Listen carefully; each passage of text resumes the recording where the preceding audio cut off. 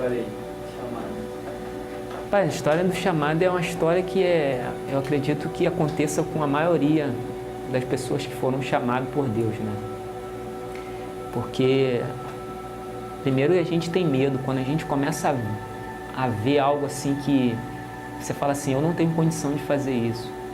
Isso não é para mim, eu não tenho dom para isso, não tenho qualidade nenhuma para fazer isso. E aí você tem medo, você fala assim, não dá. Hã? Moisés falou a mesma coisa. E aí você fala assim, não dá, Senhor, chama outro, eu não sei falar, eu sou jovem demais. E quando você começa a se envolver com a obra, com a palavra de Deus, é interessante isso. Por quê? Porque não é você que se promove. As pessoas veem em você alguma qualidade, alguma coisa que eles acham que vai ser relevante para o reino, né? E além disso, Deus é o que fala assim, é esse que eu quero, né?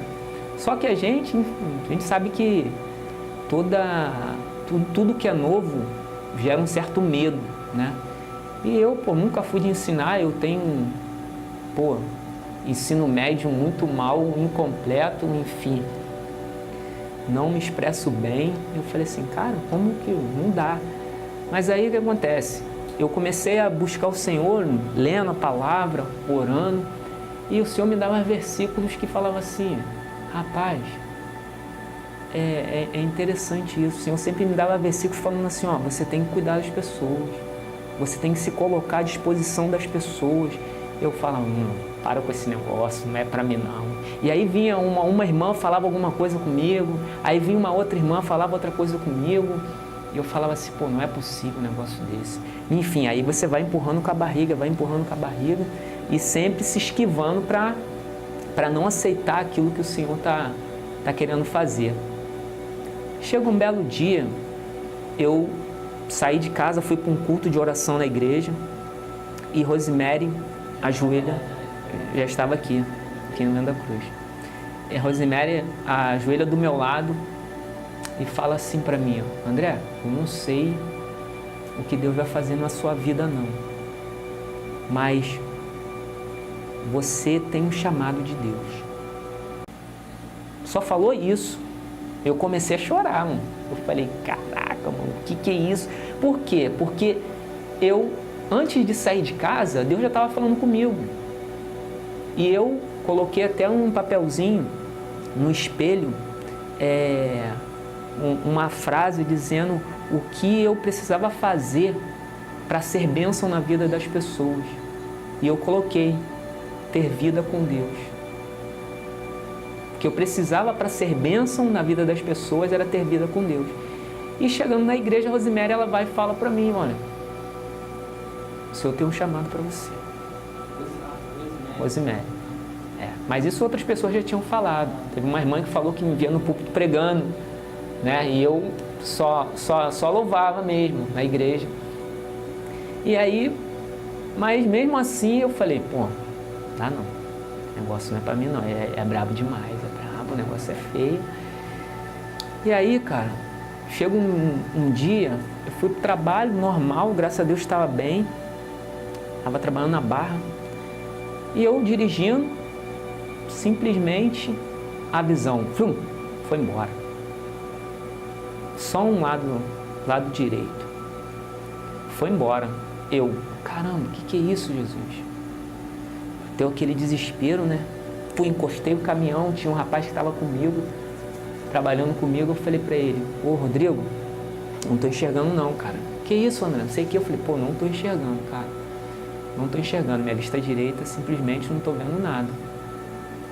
Aí, do nada, eu estava dirigindo. E aí, eu fui, encostei o caminhão, parei e sentei. Aí ele foi, ligou, eu falei, cara, você consegue levar o caminhão lá pro ponto lá que a gente fica? Ele, não, consigo sim, isso aqui lá. Aí veio um rapaz que trabalhava também na empresa, me pegou, botou num carro, a gente foi procurar um posto para ir, para ser atendido. E nessa que eu estou dentro do carro, eu cheguei e falei assim, Senhor, é isso mesmo que o Senhor quer para mim, Senhor? O Senhor está me deixando nessa situação por causa disso? Eu falei com Deus, eu falei, é isso mesmo? E eu com a mão assim, né? Porque incomoda se você ficar assim, eu com a mão aqui, só enxergando com a vista, com a vista esquerda. Aí eu fui e falei assim, Senhor, é isso mesmo que o Senhor quer para mim? E aí, sabe, aquele negócio falou assim, Aí eu, tudo bem, Senhor. Tudo bem, tudo bem. Tá bom. Um desespero danado, sem enxergar. Eu não, vou se mandar eu correr 2 maratonas, eu vou correr, filho, para voltar a enxergar? O quê? E aí, cara, eu fui... Mas só foi de um lado só. Só de um lado. E aí eu fui parar, sabe aonde, meu amigo? Porque um hospital que tem público na Barra não estava funcionando, ou melhor, não tinha a especialidade, que era oftalmologista. Eu fui parar num Barrador. Você pensa na consulta, pensa no que eu gastei ali naquele lugar. Estou sendo perseguido, mas tudo bem. Cara, eu parei no Barrador, fiquei lá, sentei. É particular? Não, é particular, não sei o quê. Tá, tem plano? Não, particular. Sentei e aguardei. Quando chegou a minha hora de ser atendido, pasme, que eu botei o meu pé na sala do médico, eu voltei a enxergar normal. Voltei a enxergar normal. Aí, mesmo assim, ele, como é que você tá? Eu estou bem. Tá enxergando? Tô. Tá sentindo alguma coisa? Não.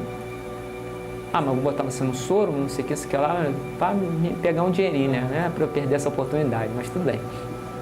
E aí, quando eu pisei na sala do médico, simplesmente, meu amigo, voltei a enxergar. Eu falei, meu Deus do céu, caramba, é isso mesmo? Enfim, fiz vários exames, fiz um monte de coisa e graças a Deus não deu mais nada e também graças a Deus até hoje nunca tive mais esse problema, né?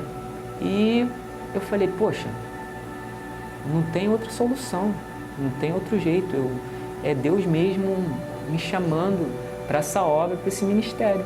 E o que coube a mim a fazer foi aceitar esse desafio, né? Um grande desafio. Mas e aí? Depois aí, o que você fez?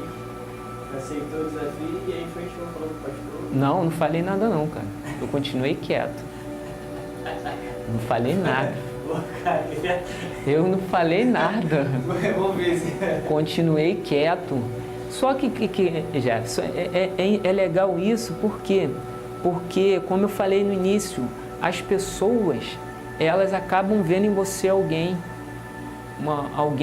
com dom, com chamado para a obra, sabe? Então eu creio, não sei quais foram as pessoas, mas eu sei que o pastor algumas vezes falou comigo, né? E aí depois passou isso daí, teve uma hora que falou assim, tô querendo mandar você pro seminário. Eu falei, quê? Deu logo um pulo, né? Quê? Aí ele, aí? E eu sempre fui assim, Jefferson, não sei se é uma qualidade, não sei se é um defeito. Eu nunca corri do desafio, entendeu? Eu nunca fui de correr. Mesmo assim, eu não tendo um gabarito, condição, eu falei assim, poxa, o que o senhor acha? Eu falei, eu acho que você vai arrebentar. Eu falei, eu aceito, porque eu nunca dei aula no EBD, me botaram para dar aula de EBD, pela graça, pela misericórdia, a gente tá indo, né? Então, assim, eu vou botar para o seminário. Eu falei, beleza, Deus já estava falando comigo também, né? Só que eu estava correndo, a verdade era essa. E aí outras pessoas também falaram, enfim. E aí, meu irmão, no ano de 2013, eu entrei no seminário. Mas como é que fala assim, quando foi o primeiro contato? Rapaz, bravo demais. Olha, rapaz, em 2013,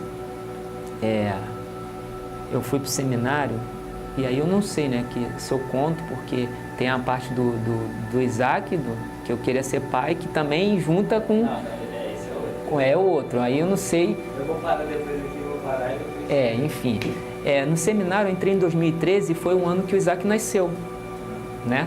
Eu entrei em março, Isaac nasceu em março, tá? As aulas começaram, se eu não me engano, dia 3, Isaac nasceu dia 8, né? E você pensa, o cabra, muito tempo sem estudar, o cidadão, não sei quantos anos sem estudar, pega português de cara, pega hebraico, né? E com um filho recém-nascido em casa. Meu irmão, pensa numa prova que assim, você fala assim, não dá, não tem condição. Sei como é que é. Não tem como. E aí eu falei assim, meu Deus do céu, aí você fica aquele negócio no seu coração, por quê? Porque é legal também uma coisa, Jefferson, que assim, quando você começa a se envolver um pouco mais com a palavra, com o ministério, com as pessoas, você vê que está faltando sim pessoas que se preocupam com o outro, pessoas que se colocam à disposição de Deus para poder abençoar alguém, para ajudar. E quando você começa a se envolver com isso, você percebe o quanto você é importante, o quanto a tua palavra ela vale alguma coisa, o quanto você de alguma forma é exemplo, é espelho para uma outra pessoa, sabe? E aquilo ali de alguma forma foi uma das questões que me ajudaram também nesse primeiro ano de seminário. Por quê? Porque eu tinha o Isaac novo, eu tinha aquelas matérias e falava, rapaz, que doideira. Mas ao mesmo tempo ouvi uma palavra, olha, estou orando por você, irmão, você ora por mim? Aí, vai ser nosso pastor, sei que lá. E aí você começa, né, a ver essas questões todas. Mas assim, o primeiro ano foi muito bravo, foi muito difícil porque, irmão, aquele sentimento de pai de primeira viagem, de querer estar perto do filho, de querer cuidar, e você sai do trabalho, vai para o seminário, chega em casa 10h30 da noite, 11 horas, e aí no outro dia a mesma coisa, enfim, aquela luta, né? Aquela luta de querer fazer a vontade do Senhor e também querer fazer a sua vontade também, aquela luta. No primeiro ano foi uma coisa assim absurda, muito difícil, mas a gente está aí, quarto ano, né? Vamos chegar agora, terminando o quarto ano, e é isso.